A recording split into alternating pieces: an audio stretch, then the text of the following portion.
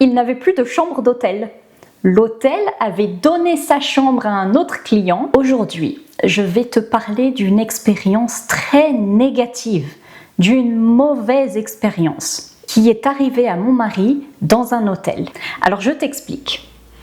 Mon mari avait réservé une chambre d'hôtel pour 2 nuits. Il avait réservé pour 2 nuits. Il avait donné ses coordonnées, son nom, son prénom, son adresse, ça ce sont ses coordonnées. Et puis, il avait donné ses empreintes de carte bancaire, c'est-à-dire qu'il avait donné son numéro de carte bancaire pour qu'on puisse prélever la somme au moment de la fin du séjour. Et puis, cette empreinte de carte bancaire permet normalement de réserver la chambre, c'est-à-dire de s'assurer que quand il arrivera à l'hôtel, eh bien, sa chambre sera disponible et ça rassure l'hôtel puisque l'empreinte permet de vérifier que la chambre sera bien payée. Alors donc, il est parti, c'était un voyage d'affaires. Donc un voyage d'affaires, ça veut dire qu'il voyageait pour le travail.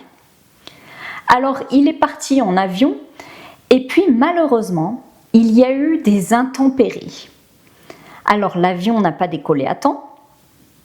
Ce qui fait qu'il a été en retard pour son 2e vol et du coup, il a raté son 2e vol. Il a dû attendre des heures et des heures dans l'aéroport de transit et puis finalement, il a eu un 2e avion. Mais ça veut dire qu'il est arrivé très en retard à l'hôtel.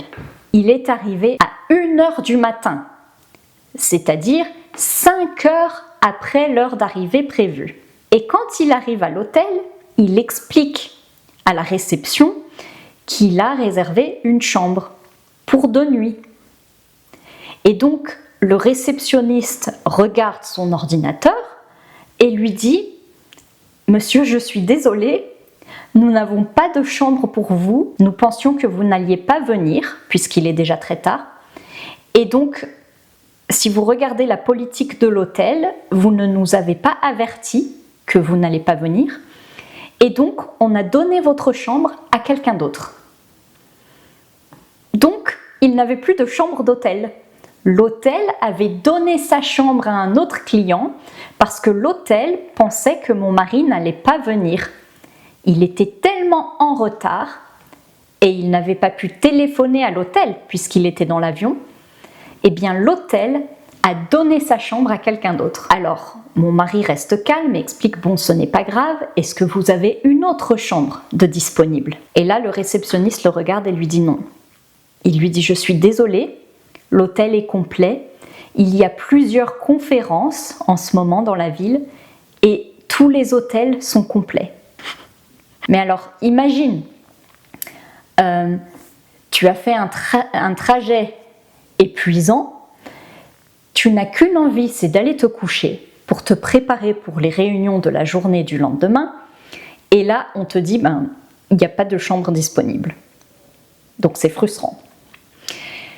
Donc, mon mari demande, est-ce qu'on peut trouver une autre solution? Est-ce que vous pouvez me trouver un hôtel de disponible quelque part? Essayez d'appeler quelque part. Trouvez-moi une solution. Ce n'est quand même pas de ma faute si vous avez donné ma chambre à quelqu'un d'autre. Donc le réceptionniste essaye, l'hôtel était une chaîne, donc il essaye d'appeler à un autre établissement de la chaîne.